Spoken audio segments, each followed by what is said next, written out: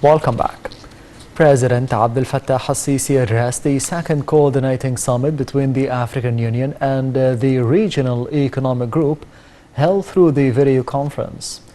In his speech, President al-Sisi reiterated that the COVID-19 outbreak pushed the African leaders to boost cooperation for reaching efficient solutions for the virus repercussions. The president affirmed that Egypt was keen on leading the African efforts facing the pandemic spread through sending medical aid and scientific equipment to the African countries. He also pointed out to the Egyptian appreciation and participation in supporting in the African Fund for Fighting Coronavirus and the African Institute for Combating the Viruses during the past period. The head of state illustrated that the regional integrated efforts cannot be isolated from achieving development in the infrastructure and the energy fields in the Black Continent. Prime Minister Mustafa Madbouli said that a list of proposed projects in Egypt, Jordan and Iraq is being prepared to be submitted to President Abdel Fattah al-Sisi. The Prime Minister was speaking during a meeting held through the video conference with a number of ministers to review the means of boosting relations among the three countries. Madbouli said that a number of agreements were agreed upon to be signed during the meeting of the Egyptian-Iraqi Supreme Cooperation Committee, which is due to convene soon. The Minister of Electricity reviewed a number of electricity links proposals, while the Minister of Housing reviewed the projects in the field of construction. Foreign Minister Sameh Shoukry reassured the Egyptian supportive stance towards the Syrian crisis. This came during the minister's participation in the meeting of the Ministerial Minor Group over Syria held through the video conference.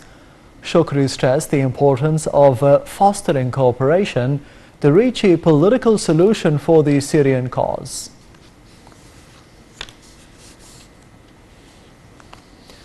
The Egyptian diplomatic missions abroad continue to receive the envelopes of the ballot papers of the expatriate votes in the parliamentary election until Friday.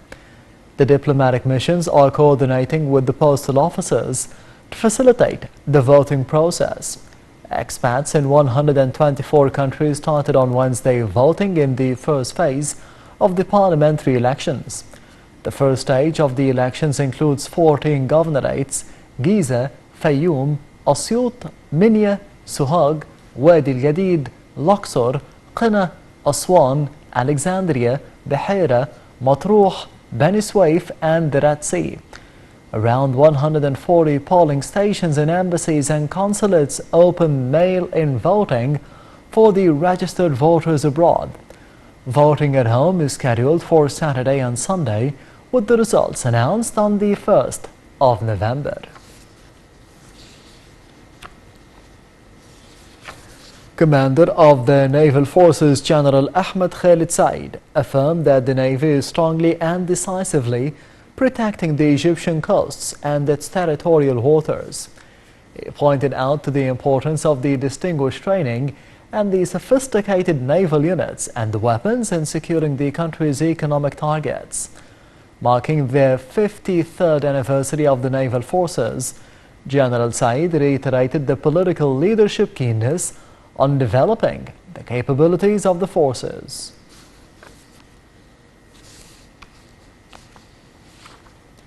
Egypt has reported 178 new coronavirus infections, bringing the total number of the cases to 105,883 people since the outbreak hit the country in mid-February.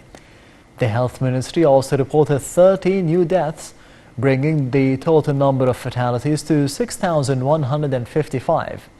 The ministry added that 103 patients were discharged from the hospitals, raising the number of those who have recovered to 98,516 people.